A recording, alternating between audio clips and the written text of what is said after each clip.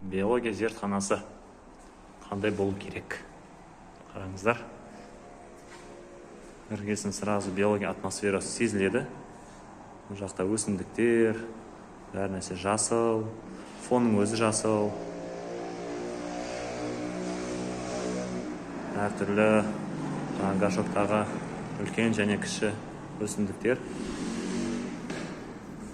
Ботаника деген атмосферін беріп жатыр.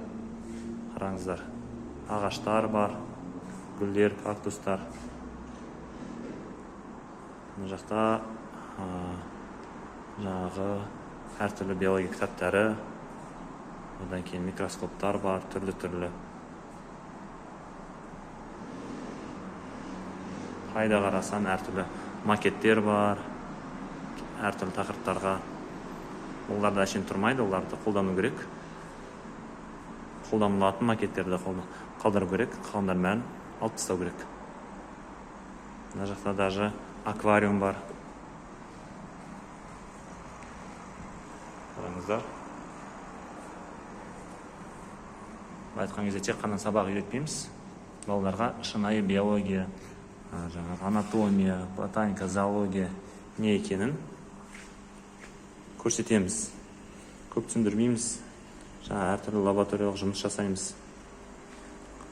Өсімдік жануарлар көрсетіп, олардың өмірлерін зерттейміз бірге. Айтқан кезде көп айта бермей, көбірек жасату керек. Әртүрлі мысалы эксперименттер, сода, тұз, картошка, дрожжи арқылы өте оңай эксперименттер арқылы балаларға биологияны жеткізуге болады. Айтқан кезде мұғалім айтпау керек, биология айту керек. Мысалы, ChatGPT-4 қолдана отырып, менде мысалы осындай жабдықтар бар, менде осындай ресурстар бар. Мен не істеймін деп ChatGPT-4-тен сұрасаңыз, ол сізге айтады, осындай заттармен осындай эксперимент жасауға болады деп. Мысалы, мен жаңағыны сөйтіп жасадым, ол маған соған қарай эксперимент жасап берді. Қиналудың қажеті жоқ, білсек, қалай жасау керек екенін. Бұл процесс өте оңай болады. Мысалы, мен былай жаздым, эксперименттің аты осындай, және де маған не істеу керек? Менде бар тек қана перекись водорода және дрожжи бар.